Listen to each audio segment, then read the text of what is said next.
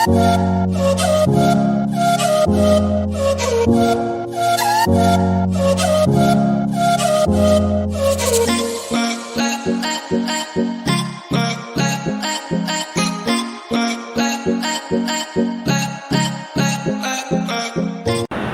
Everyone, आप सभी प्रशिक्षु अध्यापक एवं अध्यापिकाओं को मेरा नमस्कार। कैसे हैं आप लोग? आशा करती हूँ आप सभी बहुत अच्छे होंगे और बहुत अच्छे तरीके से अपनी पढ़ाई रेगुलरली कर रहे होंगे। सो गाइज, ये आपकी DLED सेकेंड सेमेस्टर की क्लास है और क्लास नंबर है आपका 6 वर्तमान भारतीय समाज एवं प्रारंभिक शिक्षा। इस विषय की ये आपकी क्लास नंबर 6 है। इससे पहली क्लासेस अगर आपने मिस की है तो आप उन्हें प्लेलिस्ट में जा करके देख सकते हैं या फिर आपको आई बटन में उनका लिंक मिल जाएगा। ठीक है दोस्तों, तो बहुत अच्छे से हमने अभी तक का सिलेबस पूरा किया है। आगे हम बात करने वाले हैं। आज की क्लास में हम जानेंगे मध्यकालीन शिक्षा के बारे में। क्या होती है मध्यकालीन शिक्षा, क्या इसके उद्देश्य होते हैं और प्राचीन काल से किस तरह से ये अलग होती है, क्या इनमें अलग चीज़ें डिफरेंसेस पाए जाते हैं वर्तमान शिक्षा के कंपैरिजन में।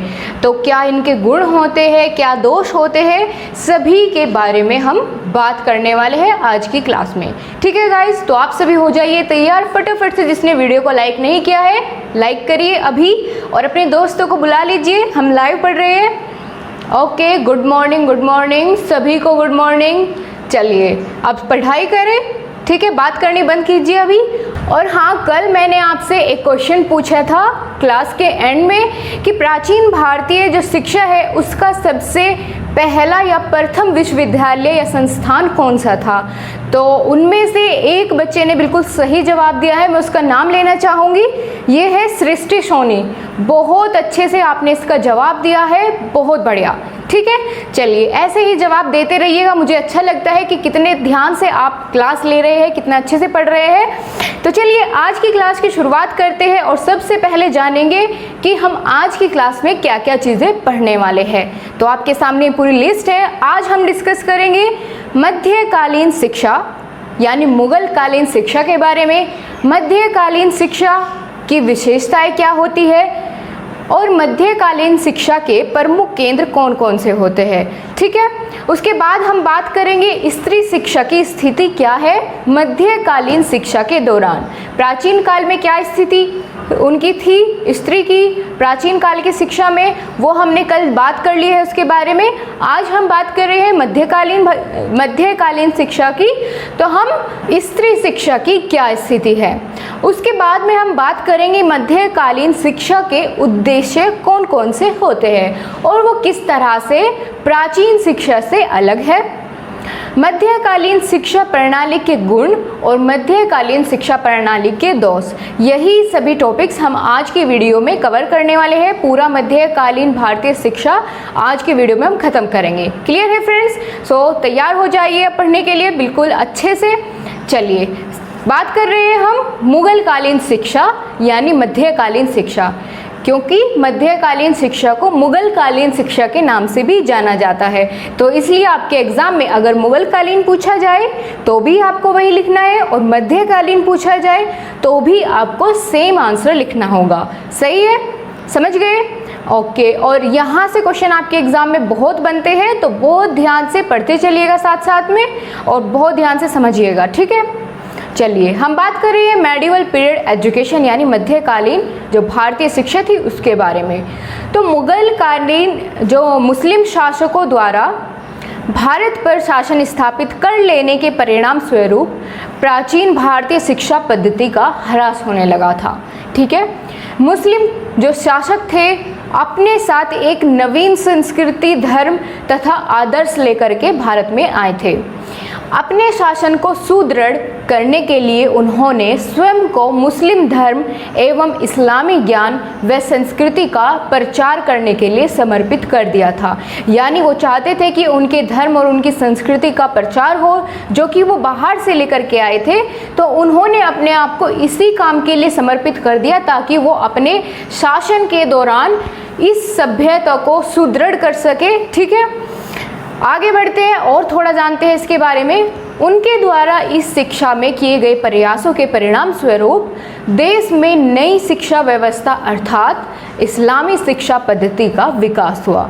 तो आप समझे किस तरह से इसका विकास हुआ। चलिए आगे बात करेंगे कि जो मध्यकालीन शिक्षा थी या मुस्लिम कालीन शिक्षा थी उसकी अपनी कौन कौन सी विशेषताएं थी। ठीक है, हर किसी की अपनी एक अलग विशेषता होती है, तो इसके बारे में भी हम जानेंगे क्या इसकी विशेषता थी।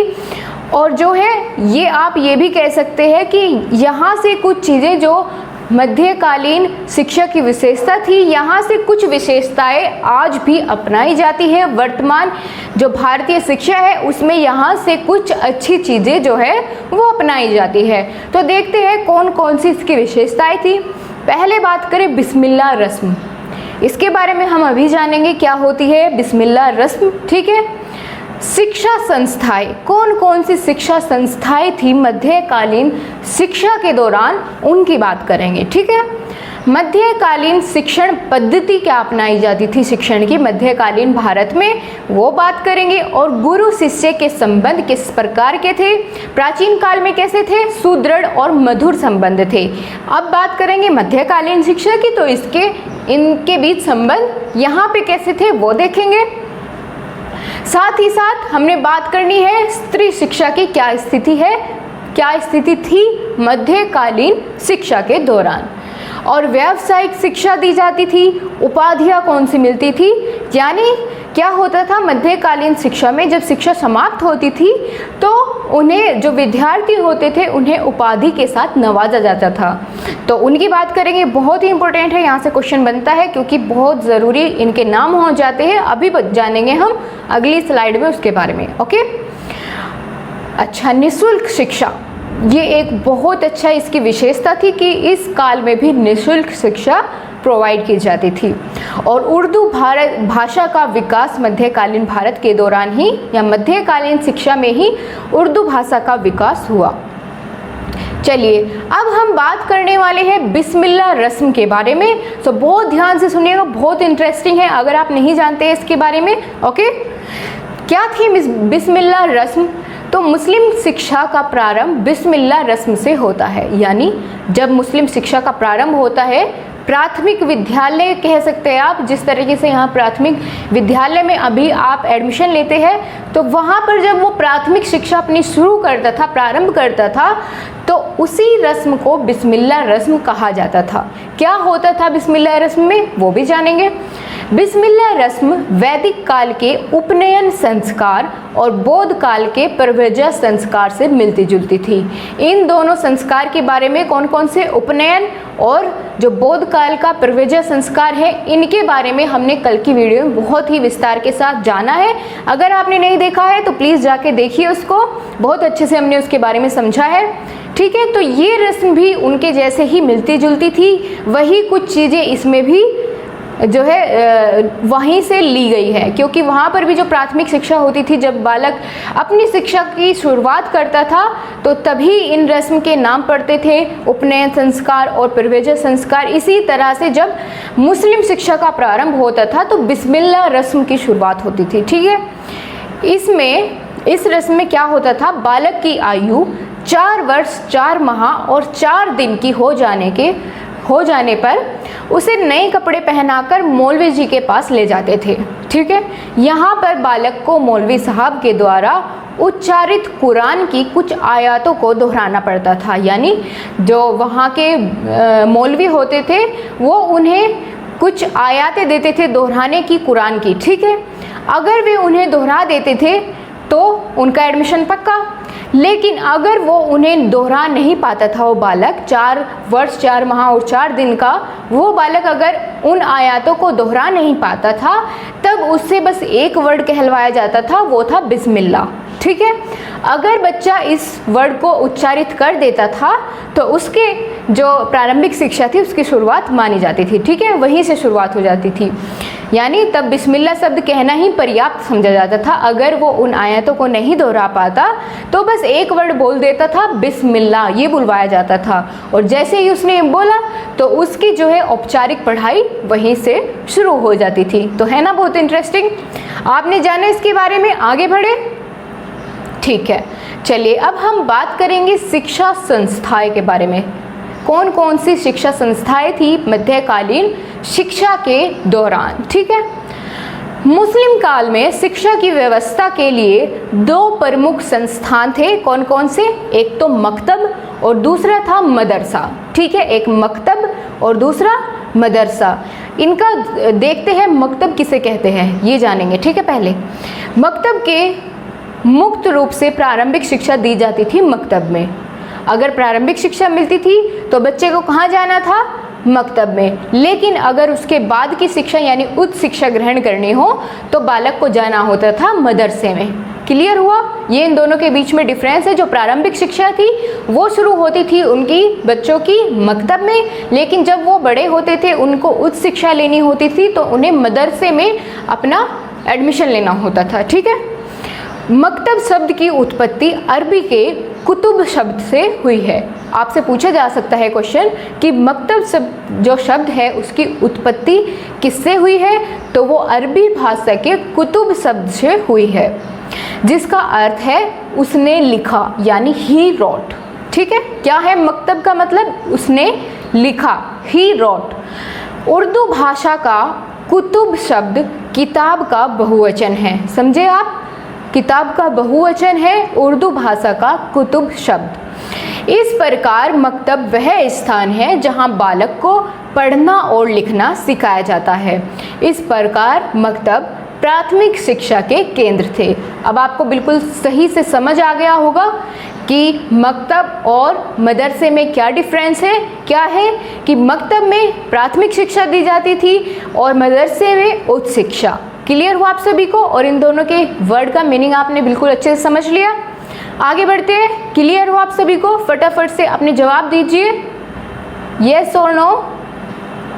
ओके, ठीक है ठीक है। चलिए अब आगे बढ़ते हैं, बात करते हैं मध्यकालीन शिक्षण पद्धति, यानी कौन सी पद्धति अपनाई जाती थी शिक्षा की मध्यकालीन भारत में। क्लियर, उसकी बात करेंगे। तो मुस्लिम काल में शिक्षण की पद्धति मुख्यतः मौखिक थी और रटने पर बल दिया जाता था। क्लियर हुआ? रटने पर बल दिया जाता था और मौखिक होती थी शिक्षण की पद्धति। व्याख्यान, प्रश्नोत्तर और वाद विवाद विधियों का भी प्रयोग किया जाता था। छात्रों को स्व अध्याय विधि से ज्ञान प्राप्त करने के लिए प्रोत्साहित किया जाता था। शिक्षा अरबी और फारसी भाषा के माध्यम से दी जाती थी। कौन सी? अरबी और फारसी भाषा के माध्यम से शिक्षा दी जाती थी।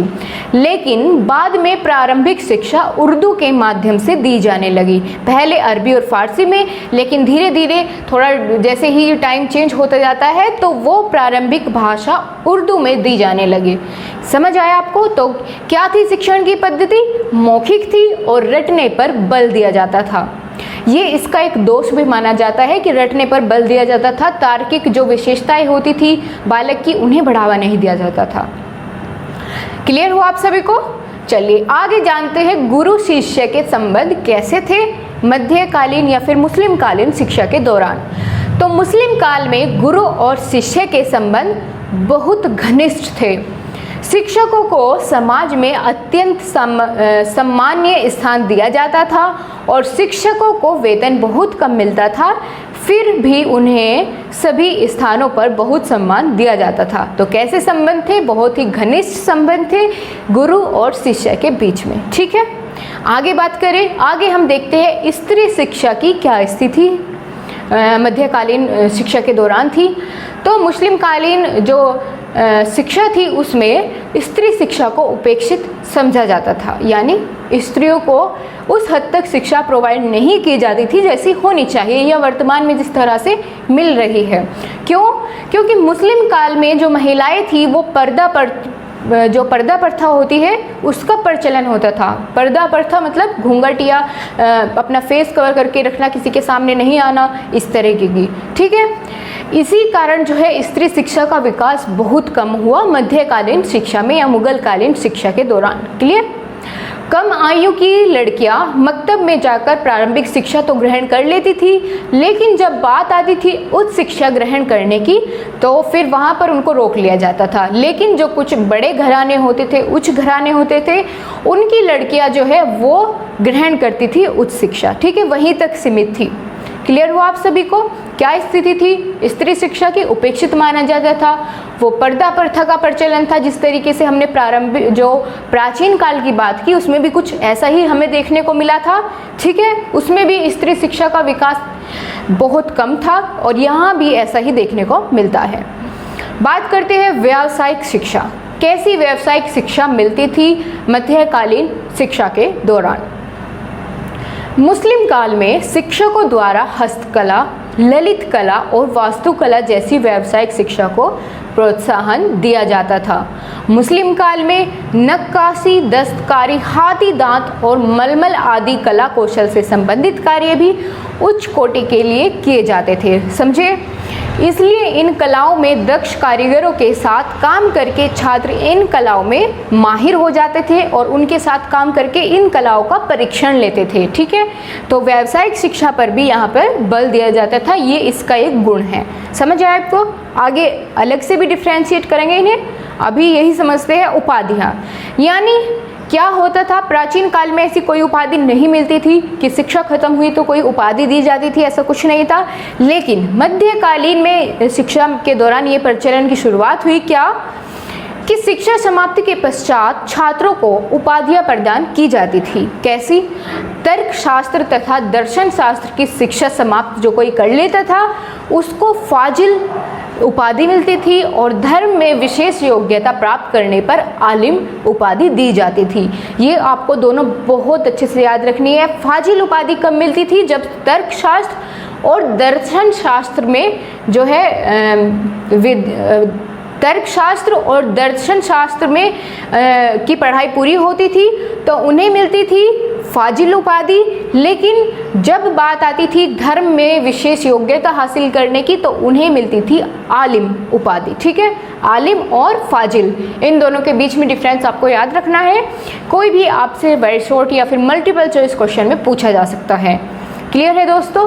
आप चाहे तो साथ साथ नोट्स बना सकते हैं, नहीं तो आपको पीडीएफ मिल जाएगी टेलीग्राम पे। उसके लिए आपको सर्च करना होगा। लिंक में थोड़ी कुछ प्रॉब्लम चल रही है, उसको जल्दी ही ठीक कराते हैं। लेकिन तब तक अगर आपने टेलीग्राम ज्वाइन नहीं किया है तो आप टेलीग्राम पर जाकर सर्च करिए ऑनलाइन शिक्षण ऑफिशियल, ठीक है। आपको सामने ही दिख जाएगा और अगर आपको कई सारे ऑप्शन मिलते हैं तो उसमें फिर आप लोगो देख करके पहचान कर लीजिएगा। चैनल का लोगो जो है वही टेलीग्राम ग्रुप का भी वही लोगो है, ठीक है। तो वहीं आप ज्वाइन हो जाइएगा। क्लियर है आप सभी को? आगे बात करते हैं कौन सी विशेषता आती है? निःशुल्क शिक्षा। इस काल में छात्रों से किसी भी प्रकार का शुल्क नहीं लिया जाता था, शिक्षा निःशुल्क प्रदान की जाती थी। क्लियर हुआ आपको? प्राचीन काल की भी यही एक बड़ी विशेषता थी कि वहाँ पर निःशुल्क शिक्षा प्रोवाइड की जाती थी। आगे बात करते हैं उर्दू भाषा का विकास। तो मध्यकालीन भारत में या मुस्लिम कालीन भारत में उर्दू का सबसे ज़्यादा विकास हुआ है, ठीक है। और सबसे ज़्यादा महत्व उर्दू को ही दिया जाता था मुस्लिम कालीन शिक्षा में। क्लियर हुआ आप सभी को? अब हम बात करने वाले हैं कि मुस्लिम कालीन शिक्षा के उद्देश्य कौन कौन से थे, ठीक है।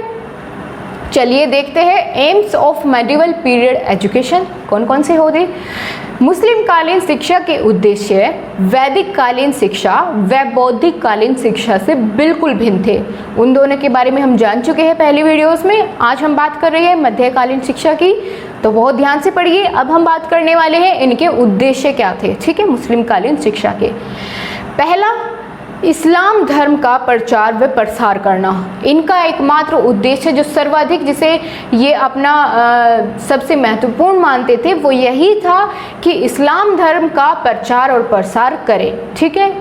इस्लाम धर्म के अनुसार इस्लाम धर्म का प्रचार और प्रसार करना प्रत्येक मुस्लिम का कर्तव्य माना जाता था और इसे सबसे बड़ा पुण्य का काम भी समझा जाता था। क्लियर? दूसरा क्या है, इनका उद्देश्य क्या था कि मुस्लिम संस्कृति का प्रचार व प्रसार करना। क्लियर? मुस्लिम काल में शिक्षा का दूसरा महत्वपूर्ण उद्देश्य इस्लाम धर्म के रीति रिवाजों, सिद्धांतों और परंपराओं तथा कानूनों का भारतीयों तक प्रचार प्रसार करना मुस्लिम शासकों का या मध्यकालीन भारतीय शिक्षा का उद्देश्य था। ठीक है, समझ आया। और क्या उद्देश्य थे? मुसलमानों में ज्ञान का प्रसार करना। वे चाहते थे कि सभी मुस्लिम जो है शिक्षा को ग्रहण करें। हालांकि एक बहुत अच्छा पॉइंट था उनका, इस्लाम धर्म के जो प्रवर्तक और अनुयायी थे वो ज्ञान को मुक्ति प्राप्त करने का साधन मानते थे। ज्ञान के द्वारा ही मनुष्य धर्म अधर्म, उचित और अनुचित आदि का निर्णय लेने में समर्थ हो पाता है। ठीक है, जब वो ज्ञानी होगा उसे इतनी समझ होगी कि क्या उचित है क्या अनुचित है, तो इसलिए वे चाहते थे कि सभी मुसलमानों में ज्ञान का प्रसार किया जा सके। ठीक है, ये उनका अच्छा उद्देश्य था। आगे बात करते हैं सांसारिक उन्नति करना। मुस्लिम काल में शिक्षा का उद्देश्य छात्रों को इस प्रकार से तैयार करना था कि वह अपने भावी जीवन में को सफल बना सके तथा सांसारिक उन्नति कर सके। क्लियर हुआ आप सभी को? हालांकि ये वर्तमान शिक्षा जो आपको मिलती है उसका भी उद्देश्य माना जाता है। मुस्लिम शासन को सुदृढ़ करना, ये उनका उद्देश्य था। जो मुस्लिम शासक थे उन्होंने शिक्षा के द्वारा अपने शासन को अधिक और अधिक दृढ़ बनाने के लिए, ठीक है, ये शिक्षा दी जाती थी ताकि कोई भी नागरिक मुस्लिम शासन का विरोध न कर सके। तो ये भी इनका एक बहुत ही महत्वपूर्ण उद्देश्य था मुस्लिम शासकों का। क्लियर हुआ आप सभी को? आपने समझे क्या क्या उद्देश्य थे इसके? ठीक है, अब हम बात करेंगे मुस्लिम कालीन या फिर मध्यकालीन शिक्षा के जो गुण होते हैं उसके बारे में। कौन कौन से गुण थे या एडवांटेज कह सकते हैं आप, मेरिट्स कह सकते हैं मेडिवल या फिर मुस्लिम पीरियड एजुकेशन के। ठीक है, शुरुआत करें। सबसे पहले निःशुल्क शिक्षा की व्यवस्था, ये एक बहुत ही अच्छा इसका एडवांटेज था कि क्या मुस्लिम शिक्षा या फिर निःशुल्क शिक्षा दी जाती थी मध्यकालीन शिक्षा के दौरान। ठीक है, ये पहला एडवांटेज इसका हुआ। दूसरा था शिक्षा को राज्य का संरक्षण प्राप्त हो गया था मध्यकालीन शिक्षा के दौरान, यानी जो राज्य सरकार थी वहाँ से उन्हें कुछ जो है पैसा मिलने लगा था दरगाह बनाने के लिए, मदरसे या मकतब बनाने के लिए उन्हें जो है उसका कुछ हिस्सा पैसे का मिलने लगा था शिक्षा के सुधार के लिए। तो ये इसका एडवांटेज है दूसरा। तीसरा बात करें तो छात्रवृत्ति का आरंभ यानी स्कॉलरशिप की शुरुआत मध्यकालीन भारतीय शिक्षा के दौरान हुई थी। ठीक है, ये बहुत इम्पोर्टेंट है और अलग भी है सबसे कि छात्रवृत्ति की शुरुआत हुई थी कब? मध्यकालीन शिक्षा के दौरान। समझ आया आपको? आगे बात करें प्रारंभिक एवं उच्च शिक्षा की प्रथम व्यवस्था। ठीक है, प्रारंभिक और उच्च शिक्षा को अलग अलग से इनकी व्यवस्था की थी। कहाँ पर भी कब की गई थी? मध्यकालीन शिक्षा के दौरान ही प्राथमिक शिक्षा और उच्च शिक्षा को अलग अलग रखा जाता था। ठीक है, यही इनमें से ही यही कुछ चीज़ें जो है वर्तमान भारत के जो शिक्षा है उसमें भी अपनाई गई है। क्या छात्रवृत्ति मिलती है आपको? ठीक है, ये वहीं से ली गई है। निःशुल्क शिक्षा भी कुछ बच्चों को दी जाती है। ठीक है, उनके लिए सीट रिजर्व होती है, तो ये चीज़ें वहीं से ली गई। और छात्रवृत्ति का आरंभ जैसे हमने अभी बात की, और प्रारंभिक और उच्च शिक्षा दोनों को डिफ्रेंशिएट किया गया है और ज्ञान के समुचित विकास पर बल दिया जाता था। ये इसका एक बहुत अच्छा खासा गुण है। क्लियर हुआ आपको? अब हम बात करने वाले हैं दोष के बारे में, यानी लिमिटेशंस क्या क्या थी मेडिवल एजुकेशन पीरियड में। ठीक है, उसकी बात करें। इस युग का सबसे बड़ा दोष यह था कि मातृभाषाओं की अवहेलना करके अरबी और फारसी जो भाषा थी उनको शिक्षा का माध्यम बनाया गया था। यानी जो हमारी भारतीय भाषा थी उसको परे करके इन्होंने क्या किया था, जो अपनी अलग से इन्होंने अरबी और फारसी शिक्षा जो भाषा थी उसको ही शिक्षा का माध्यम बना दिया था।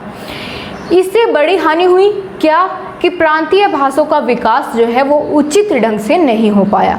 यही इसका जो है फ़र्क पड़ा।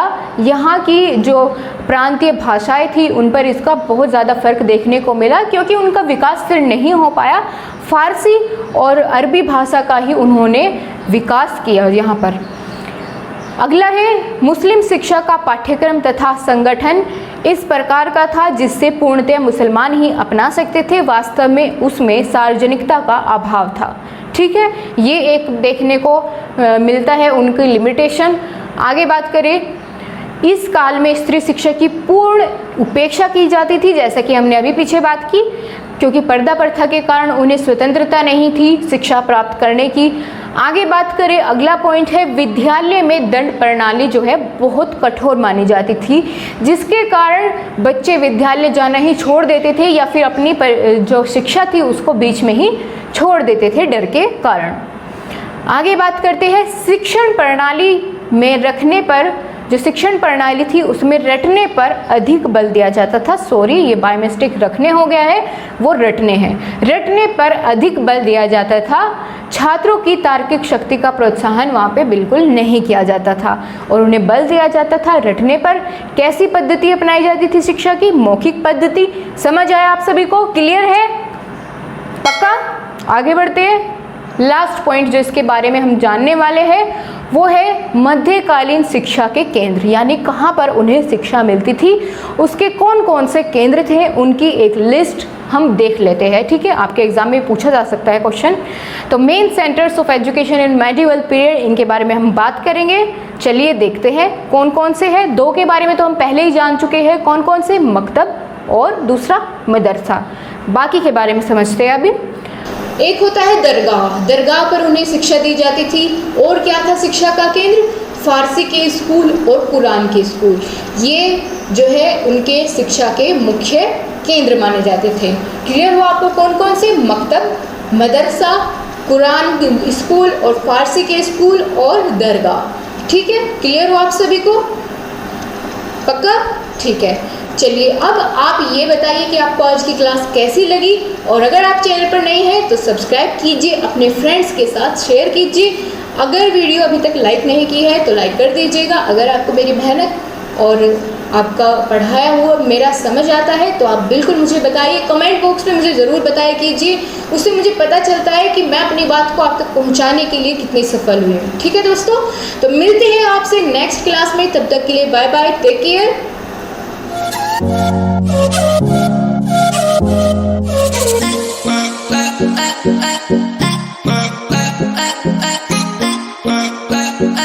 I